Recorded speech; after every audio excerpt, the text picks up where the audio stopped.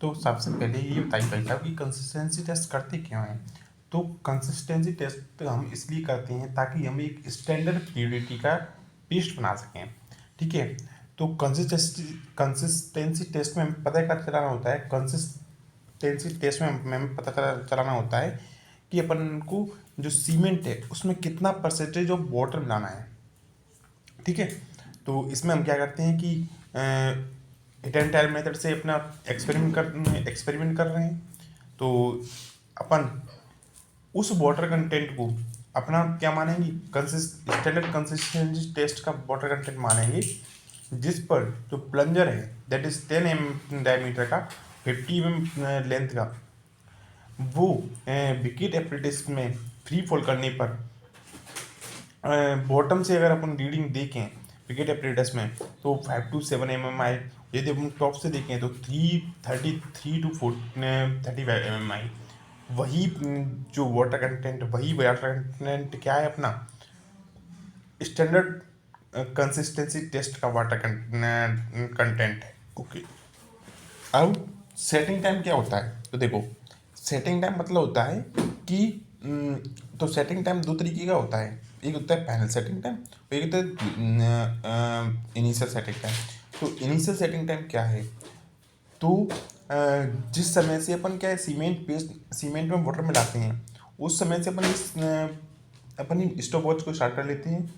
उस समय से लेकर उस समय तक जब प्लंजर 5 to 7 mm प्लंजर या निडल प्लंजर नहीं निडल 5 to 7 mm पेनिट्रेट कर रही है, वो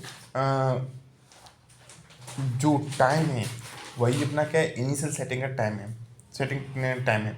इनिशियल सेटिंग टाइम ओपीसी के लिए 30 mm और जो लो हीट सीमेंट है उसके लिए 1 hour होना चाहिए। ठीक है, स्टैंडर्ड सेटिंग टाइम मतलब कि जिस समय से अपनी क्या है प्लास्टिसिटी लूज हो रही है, डिफॉर्मेशन। यदि आप इस प्लास्टिसिटी इनिशियल सेटिंग टाइम के बाद जो अपना सीमेंट है उसको वर्क में लाओगे तो उससे आप जो रियल चाह रहे हो वो मिलेंगे नहीं। ठीक है, जिन प्रॉपर्टीज़ को आप गिन करना चाह रहे हो वो नहीं मिल पाएंगे। ओके, अब पैनल सेटिंग टाइम। तो पैनल सेटिंग टाइम वो टाइम है जिसके बाद आप डीमोल्ड कर सकते हैं मोल्ड को, या कंप्लीट सॉलिडिफिकेशन हो जाता है। ठीक है, फाइनल सेटिंग टाइम निकालने के लिए अपन जो निडल होती है उसमें 5 mm डाया का एनुअल लेते हैं और इसे बिगेट एपरेटस की हेल्प से क्या करते हैं फ्री फॉल कराते हैं। यदि ये जो 5 mm का एनुअल है वो मोल्ड पर कोई साइन न छोड़े तो वही समय अपना क्या हो जाता है फाइनल सेटिंग टाइम हो जाता है। ओपीसी के लिए जो फाइनल सेटिंग टाइम होता है वो मैक्सिमम 10 hour होता है। ओके, और अपन को जो सीमेंट के लिए जो वाटर कंटेंट लेना था यहाँ पर वो दोनों टेस्ट में 85% ऑफ नॉर्मल कंसिस्टेंसी लेना था। ओके,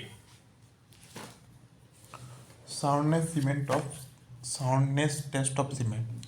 तो सीमेंट की साउंडनेस का मतलब ये है कि सीमेंट में कितना एक्सपांसन हो रहा है। यदि सीमेंट में कम एक्सपांसन हो रहा है एक लिमिट से जो अपन को आईएस कोड्स में दी गई हैं तो वो क्या है साउंड सीमेंट है। और यदि उस लिमिट से ज़्यादा हो रहा है तो क्या है वो अनसाउंड सीमेंट है। अब एक बात बताइए कि ये अनसाउंडनेस क्यों आती है सीमेंट में। तो ये अनसाउंडनेस आती है लाइम और मैग्नीशिया की वजह से। सीमेंट में क्या है लाइम और मैग्नीशिया प्रेजेंट होते हैं। ये जो लाइम है वो सीमेंट पार्टिकल्स के क्या है अंदर होता है, यानी कि इस लाइम है उसके ऊपर सीमेंट पार्टिकल्स की क्या एक लेयर पाई जाती है, जिसके कारण जब सीमेंट का हाइड्रेशन होता है उस समय ये लाइम हाइड्रेट नहीं पाता है। ये लाइम सीमेंट के हाइड्रेशन के बाद सीमेंट की सेटिंग के बाद सीमेंट की स्ट्रेंथ गेनिंग के बाद जब सीपेज या एटमॉस्फेयर का जो मॉइस्चर है उसे एब्जॉर्ब करता है उससे इसका एडिशन होता है, जिसकी वजह से इस एडिशन होता है तो मॉइस्चर और लाइम की वजह से क्या बनता है, मॉइस्चर और लाइम की वजह से बनता है कैल्शियम सल्फो एल्यूमिनेट, जिसका जो वॉल्यूम ये लेता है कैल्शियम सल्फो एल्यूमिनेट, वो लाइम की अपेक्षा 227% ज़्यादा लेता है। ठीक है, इस एक्सपांसन की वजह से क्या होता है, क्रैकिंग आती है सीमेंट में, कंक्रीट में या प्लास्टर में। ठीक है, और और सेम जो मैकेनिज्म है वही किसके लिए, अपना मैग्नीशिया के लिए है। तो जब सीमेंट में अपना लाइम पाया जाता है तो उसकी साउंडनेस चेक करने के लिए अपन कौन सा टेस्ट करते हैं, ली कैटलियर मेथड टेस्ट करते हैं। और मैग्नीशिया और लाइम दोनों की वजह से अगर अपन को टेस्ट करना है तो अपन करते हैं ऑटोक्लेव मेथड टेस्ट। मैग्नीशिया जो ऑटोक्लेव मेथड टेस्ट है वो अपन केवल उस केस में करते हैं जब अपने सीमेंट में मैग्नीशिया का परसेंट 3% से ज़्यादा हो। ठीक है, अब इस टेस्ट का प्रोसीजर क्या है, तो इस टेस्ट में क्या होता है, एक स्प्लिट सिलेंडर होता है। ठीक है, उस स्प्लिट सिलेंडर में अपन क्या है, सीमेंट पेस्ट भरते हैं। ठीक है, और फिर उस सीमेंट पेस्ट के दोनों ओर अपन क्या लगा देते हैं, इम्परमिएबल प्लेट्स लगा देते हैं। अब इस स्प्लिट सिलेंडर को अपन वाटर में 24 आवर्स के लिए सेटिंग के लिए रख देते हैं। इसका क्या है, फिर सॉलिडिफिकेशन हो जाता है। फिर अपन क्या करते हैं, इसमें जो निडल्स लगी होती हैं उनके बीच का गैप नापते हैं। फिर अपन इस सिलेंडर को वाटर में डालते हैं, फिर उस वाटर को क्या बॉईल करते हैं मेल्टिंग पॉइंट से टेम्परेचर पर 100 डिग्री सेंटीग्रेड पर के टेम्परेचर पर। फिर 3 आवर्स तक इस तरह बॉइलिंग करने के बाद अपन दोबारा फिर क्या करते हैं, उन दोनों लेग्स के बीच की डिस्टेंस मेजर करते हैं। फिर लेग लास्ट और में से भाई वाले पहले वाले की अपन क्या कर देते हैं, डिस्टेंस को माइनस कर देते हैं। वही एक्सपांसन क्या होता है अपना अनसाउंडनेस को डिपेंड करता है। यदि एक एक्सपांसन पोर्टलैंड और रैपिड आयल्डिंग और लो हीट सीमेंट और पीपीसी के लिए 10 mm से कम है तो वो सीमेंट साउंड है। और एच और एस के लिए यदि ये 5 mm से ज़्यादा कर गया तो क्या है, वो सीमेंट अनसाउंड है। ओके, ऑटोक्लेव मेथड, तो देखो जो इंडिया में लैम्प पाया जाता है उसमें मोस्टली 3% से ज़्यादा मैग्नीशियम पाया जाता है। इसलिए जो साउंडनेस टेस्ट करते हैं अपन सीमेंट का वो इंडिया में ऑटोक्लेव मेथड से ही किया जाता है। इसका प्रोसीजर क्या है कि अब इसमें क्या होता है, एक मोल्ड होता है 25 mm into 25 mm into 250 mm का। ठीक है, अपन इस मोल्ड में क्या सीमेंट पेस्ट भरते हैं। ठीक है, फिर सीमेंट पेस्ट इस मोल्ड को अपन 24 आवर्स के लिए पानी में रख देते हैं। वहाँ पर इसकी क्या हो जाती है, सॉलिडिफिकेशन हो जाता है। फिर अपन इसका जो लेंथ मेजर कर लेते हैं। फिर इसको अपन क्या है ऑटोक्लेव में रखते हैं, इस मोल्ड को सॉरी इस जो जो अपना शेप बना हुआ है उसको मोल्ड से निकला उसको और फिर अपन क्या है इस तरीके से रखते हैं कि इसकी जो चारों साइड्स हैं वो स्टीम के कांटेक्ट में आए। फिर अपन क्या इसको स्टीम से हीट करते हैं। फिर अपन क्या है स्टीम से हीट करने के बाद इसे बाहर निकालते हैं। फिर 3 मिनट के लिए इसे गर्म वो हॉट वाटर में 15 मिनट के लिए हीट करते हैं। फिर अपन लेंथ मेजर करते हैं। फिर इन दोनों लेंथ के बीच का डिफरेंस निकालते हैं। यदि ये परसेंटेज डिफरेंस 0.8% से ज़्यादा एक्सीड नहीं करता है तो वो क्या साउंड सीमेंट है। ओके, अब पेस्ट के लिए कितना कंसिस्टेंसी ऑफ वाटर लेते हैं, तो 0.78 पी। ओके,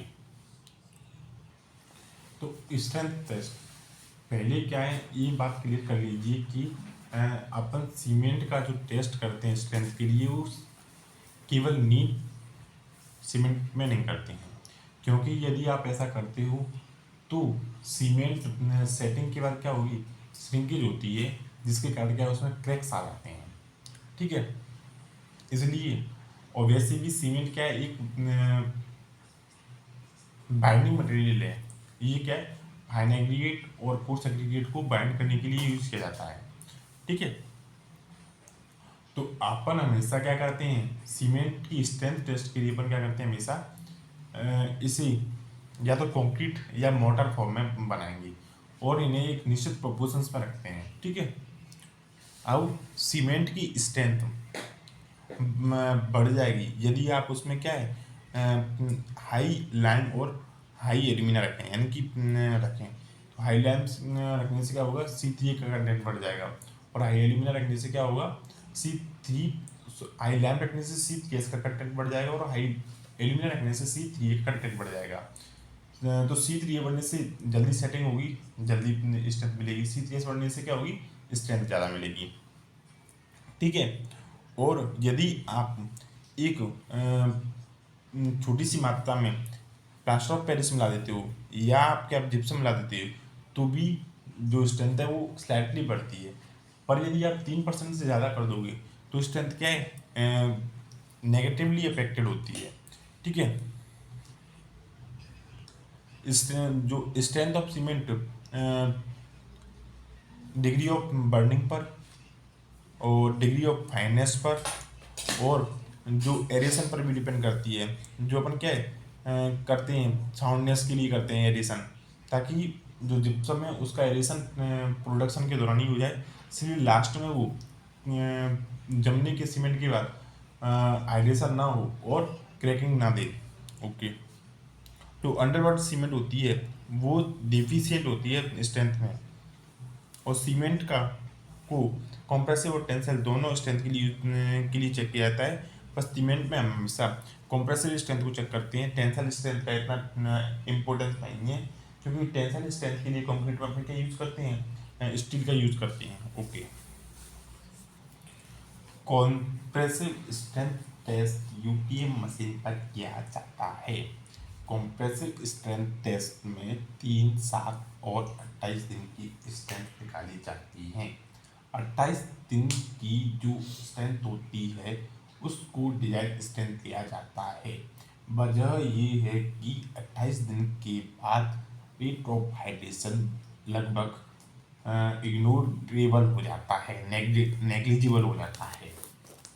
इसलिए 28 दिन की की जो स्ट्रेंथ है उसको डिजाइन स्ट्रेंथ लेते हैं।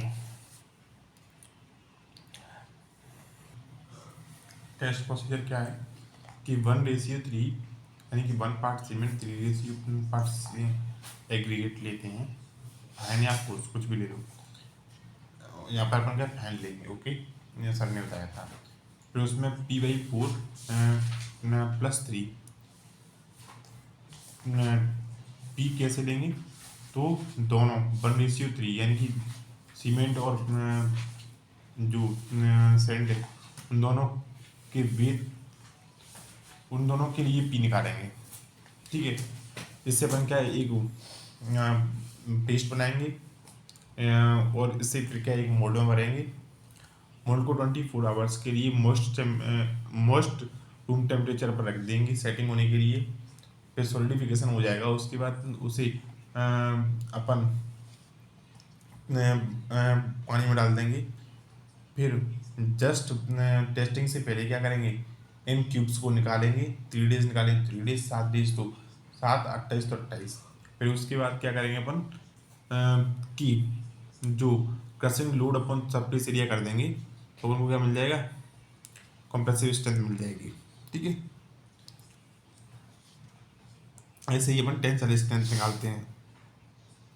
इसमें एक चीज़ याद रखनी है, जो क्यूब का साइज होता है वो क्या होता है, 70.6 mm होता है। ठीक है, और सरफेस एरिया क्या होगा, 70.6 × 70.6, दैट इज होगा 5000 mm²। ठीक है, जो स्ट्रेंथ ली जाती है वो तीनों क्यूब्स की ली जाती है, एवरेज स्ट्रेंथ ली जाती है। और यदि आपको तीनों टेस्टिंग करनी है तो आपको 9 क्यूब चाहिए होंगे।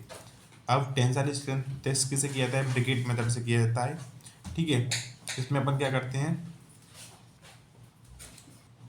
जो सीमेंट और सैंड लेते हैं वो 1:3 में लेते हैं।